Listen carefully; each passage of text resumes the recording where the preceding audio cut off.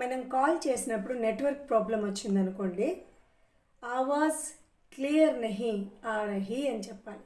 Awaaz clear నహీ ఆ రహీ, నెట్వర్క్ థోడా వీక్ హై. మనం అంటాం కదా నెట్వర్క్ బాగలేదు అని. నెట్వర్క్ థోడా వీక్ హై. मैं बाद में కాల్ करता हूँ, मैं बाद में కాల్ करती हूँ ఇలా చెప్పచ్చు. అలాగే ఇంకా ఆపేస్తున్నాం అనుకోండి, మనం కాల్ ఆపేటప్పుడు ఠీక్ హే ధన్యవాద్, ఉంటానండి అని అంటాం కదా. ఠీక్ హే ధన్యవాద్, బాద్ మే బాత్ కర్తే హే, తర్వాత మాట్లాడతాను, బాద్ మే బాత్ కర్తే హే, ఫిర్ కాల్ కరూంగా, లేదంటే ఫిర్ కాల్ కరూంగి. ఇప్పుడు ఇక్కడ లాంగ్వేజ్ నేర్చుకునేటప్పుడు తప్పులు లేకుండా మాట్లాడాలి అని అనుకోకూడదు. మొట్టమొదట మాట్లాడడం అనేది మొదలెట్టాలి.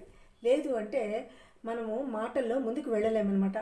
సో లాంగ్వేజ్ ఎలాగున్నది అని కాదు, మొదట మాట్లాడడం అనేది ఇనిషియేషన్ తీసుకోవాలి. అప్పుడే మనము లాంగ్వేజ్ని నేర్చుకోగలం అనమాట. సో మనము ఫోన్ కాల్ గురించి మనం మాట్లాడుతున్నాం కదా. కాల్ని స్టార్ట్ చేయడం ఎలాగో చెప్పాను. హలో మే బోల్ రహా హూ, లేదంటే బోల్ రహీ హూ. క్యా ఆప్ ఫ్రీ హే, మీరు ఫ్రీగా ఉన్నారా. కాల్ రిసీవ్ ఎలా చెప్పాను నేను, जी कौन बोल रहे हैं, आपका नाम क्या है, मैं सुन रही हूँ.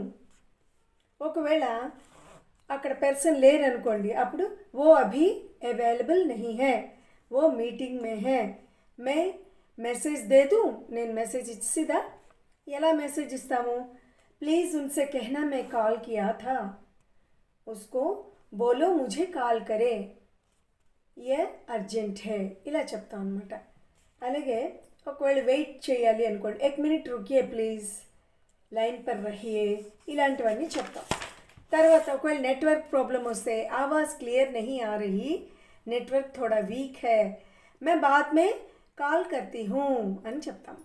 అలాగే ఎండింగ్ ఎలా చేస్తాము, ఠీక్ హై ధన్యవాద్, బాద్ మే బాత్ కర్తే హై, ఫిర్ కాల్ కరూంగి.